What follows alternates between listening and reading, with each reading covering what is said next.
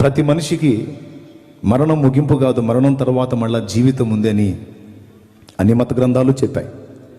ఖురాన్ గ్రంథం చెప్పింది, బైబిల్ గ్రంథం చెప్పింది, అలాగే హైందవ సాహిత్యం పురాణాలు కూడా చెప్పాయి.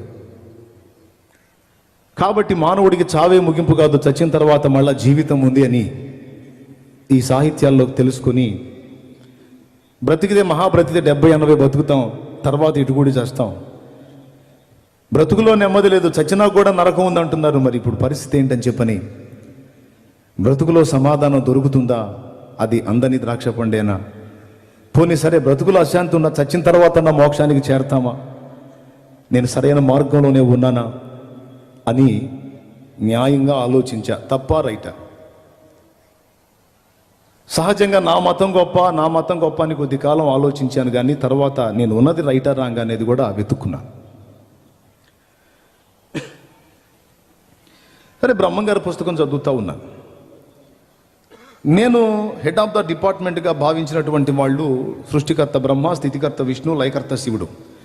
సృష్టి స్థితి లయ కారకులు ముగ్గురు, వాళ్ళని త్రిమూర్తులు అంటారు. ఈ త్రిమూర్తులు పెద్ద దేవుళ్ళు, వీళ్ళకంటే మించిన వాళ్ళు ఎవరూ లేరు, వీళ్ళే టాప్ అనేది నా అభిప్రాయం.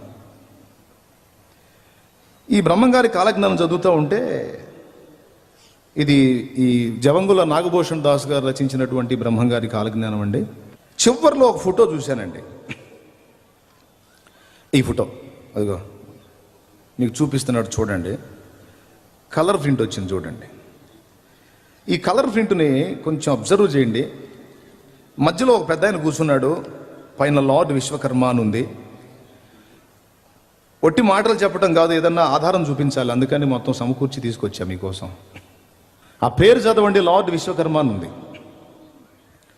ఈ మధ్యలో ఆయన ఉన్నాడు. నేను హెడ్ ఆఫ్ ద డిపార్ట్మెంట్ అనుకుంటున్న ముగ్గురు నమస్కరిస్తున్నారు ఆయనకి. ఆయన వాళ్లే కాదు, వాళ్ళ భార్యలు, ఇతర దేవతలు మొత్తం కలిసి ఆయనకు సాగిలు పడుతున్నారు, ఆయన్ని పూజిస్తున్నారు, ఆరాధిస్తున్నారు. ఒక పక్క శివుడు ఆయన ఆరాధిస్తున్నాడు, విష్ణు ఆరాధిస్తున్నాడు, బ్రహ్మ ఆరాధిస్తున్నాడు, దేవతలు ఆరాధిస్తున్నారు. ఇదిగో కింద సరస్వతి, లక్ష్మి, వీళ్ళు కూడా ఆరాధిస్తున్నారు. మొక్కించుకునేవాడు గొప్ప, మొక్కేవాడు గొప్ప అని ఆలోచించా. మీరు చెప్పండి, ఎవరు గొప్ప? ఎవరు గొప్ప? మొక్కించుకునేవాడే గొప్ప కదా. అదే సృష్టికర్త బ్రహ్మ అనుకున్నాను. బ్రహ్మ చతుర్ముఖ బ్రహ్మ వచ్చి ఆయనకి నమస్కారం చేస్తున్నాడు, ఈయనెవర్రా బాబు అని చెప్పని అనుకుంటే ఆయన గురించి లార్డ్ విశ్వకర్మ అని ఉంది. అప్పుడే చదవటం ఆ పేరు, అంతకుముందు ఆయన గురించి ఏం తెలియదు నాకు. వీళ్ళందరూ దేవతలంతా కలిసి ఆయనకి మొక్కుతున్నారంటే బహుశా ఇతడు పెద్ద దేవుడు అయి ఉంటాడు, ఇతను మెయిన్ అయి ఉంటాడు. ఇతని స్టోరీ నాకు ఎట్ట దొరికిద్దబ్బా అని చెప్పని ఆలోచన చేసుకుంటూ ఉన్నాను. అక్కడక్కడ విచారించాను, కానీ ఆయన చరిత్ర ఎక్కడ దొరకలేదు నాకు.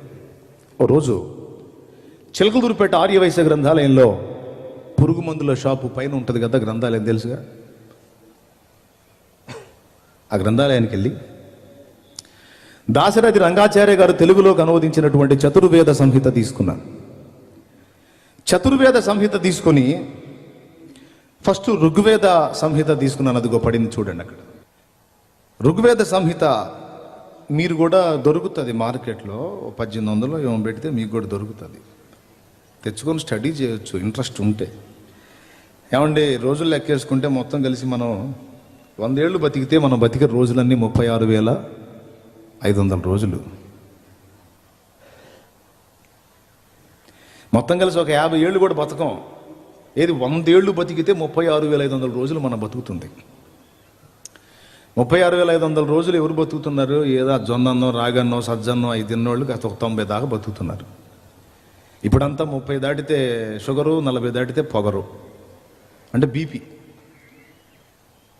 అంతా వచ్చేస్తుంది.